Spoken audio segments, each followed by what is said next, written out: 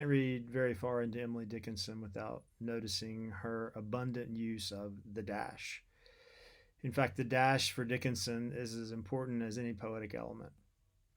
It's almost like a character in her poems. It has the same force of a metaphor or a simile or a paradox or a pun. We really need to think about the dash and Dickinson's use of it to enter into her poetry in a serious way. So let's think about the dash as a punctuation mark. What is it? It's an odd punctuation mark, isn't it? You probably know pretty clearly what a period is. It stops a thought. You know what a semicolon is. It doesn't quite stop a thought. It slows it down. You can use a semicolon between two sentences. It's a softer period, let's say. The colon usually is a sign more or less meaning as follows. It marks usually items in a series that exemplify the sentence that comes before. Of all these three punctuation marks, the dash most closely approaches the colon, of course. Um, but also, it's like a comma. It's like a very strong comma as well, and it can separate in sentences ways that colons cannot. It's generally not favored in formal writing. You're usually encouraged to use the colon if you need a dash. In fact, the dash is much more likely to be used in informal writing, is it not? When you say, write in a diary or a notebook, or maybe you write letters. And certainly that was the case in the 19th century. You would find the dash in a much more prevalent way in informal writing, like letters and diaries and such. And you wouldn't find it used as much in formal writing. So one way to think about Dickinson's use of the dash is that it does give the poems as highly structured as intensely arranged as they are. It gives them a feeling of informality, of immediacy, as if Dickinson is sort of just like jotting them down or rushing them off, like she might a letter or notebook entry. So the dash gives the poems a feeling of immediacy, of freshness, as if they were written in a quick burst, and that they're not entirely finished. And I think that gives Dickinson's poems life. As she asked T.W. Higginson in her first letter to him in April 15th, 1862, "Are you too deeply occupied to say if my verse is alive?" So the dash gives the poems a kind of immediacy and verve that makes them feel as if they had just been written 2 minutes ago, and that they are very much warm and alive. So I think that's one way the dash functions in a Dickinson poem. What's another way? I believe that I had some notes. I don't know what I did with them. Oh, here we go. Yes. This feels kind of informal too, doesn't it? I think also the dash can be a unit of breakage. Often, when Dickinson drops a dash in, she'll put it in the middle of a line. Sometimes two dashes in a line that might set off a word or a phrase.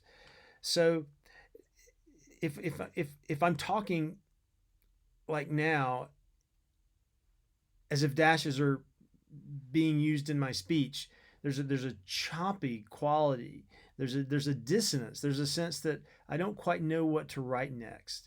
The sentences are not flowing. I'm not in the groove. I'm not in the flow. It's almost as if the next thought is not clear to me. I don't know what I'm going to write from sentence to sentence, from word to word. And those dashes mark that those moments of hesitation. Like, what am I going to say next? I'm not really sure. So the dashes mark the way we actually think when we're thinking intensely. But also, I think the dashes mark a sense that language itself is inadequate for expressing our thoughts cleanly and clearly, and that sometimes we have to stop and let the language break before we can actually find the word that gets closest to our thought or our feeling. You know what it's like, maybe if you're writing and the words are coming really well. Oh, I'm inspired. Well, usually that writing is very bad, at least it is for me. My better writing comes when, at the end of a phrase, the end of a sentence, I feel like I don't know how to speak anymore. I feel like I've become um, mute in a way. And I have to really work hard to hurl myself into the next word or sentence. Well, the dash marks that effort. That language is somehow not quite adequate for expressing what I want to express. I have to work very hard even to get language close at all. So that's second, the idea that the dash in Dickinson marks kind of breakage and a difficulty and a dissonance. Um, I think also the dash for Dickinson is a way of controlling pace. The comma is quicker than the dash. The colon is slower than the dash. So, if Dickinson wants us to slow down at a certain point, she can put a dash there, and sometimes she'll put a dash between several words that are contiguous with one another, which really slows us down. So I think it's important that the poems themselves, they have a kind of pace. Now, some editors of Dickinson who have looked at her manuscripts closely have noticed that sometimes what we simply put down or what we see as dashes were in some cases marks that pointed upward, or in other cases marks that pointed downward. And sometimes the dashes were long, sometimes short. In other words, these may not even be dashes for Dickinson when she was writing, but it's the only kind of formal punctuation we have that even approaches that.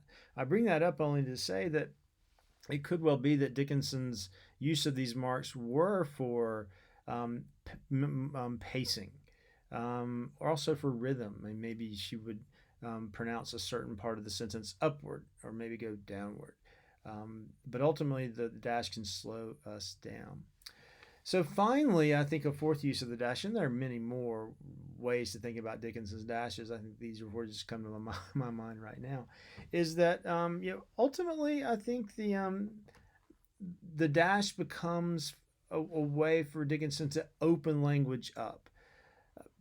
Very frequently, she will end a line with a dash, not a period, not a semicolon, which are normally the punctuation marks used for an end stop line, but a dash, which suggests, okay, this is kind of an end stop line, but also it feels a little bit like an enjambment too. Of course, an enjambment occurs when there is no punctuation at the end of the line.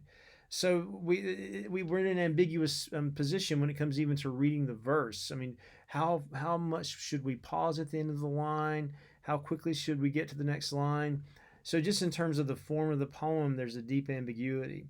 In other words, there's an openness to the end of the lines that ends in dashes. But most importantly, Dickinson often ends a poem with a dash, which suggests that this poem goes on. It's not over yet. That what comes after the dash is the blank space after the dash.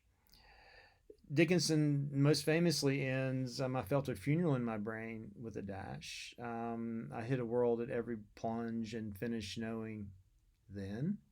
But also she ends after great pain of formal feeling comes with a dash. So there's a sense of, well, the old shave and a haircut, 2 bits, na na na na na na. This feeling of like sonic, I'll say the closure. That's how the period feels. Nah, nah. But if I get only a dash at the end of the line, it feels more like nah, nah, nah, nah, nah. Right? So there's this feeling of incompleteness that pushes us beyond the poem into something else. So let me read after great pain of formal feeling comes, which is riddled with dashes. And when I hit a dash, I'm really going to slow down more than I normally might, just to emphasize how the dashes work in this poem. And remember, this poem itself is about release. It's about feeling such intense pain that you feel almost as if you're frozen. And the poem ends ambiguously. Is the person freezing to death and dying? Or is the person letting go of the grief and moving back into life again? After great pain, a formal feeling comes. The nerves sit ceremonious, like tombs. The stiff heart questions, was it he that bore, and yesterday or centuries before? The feet mechanical go round, a wooden way of ground or air or aught. regardless grown, a quartz contentment like a stone. This is the hour of lead, remembered if outlived, as freezing persons recollect the snow.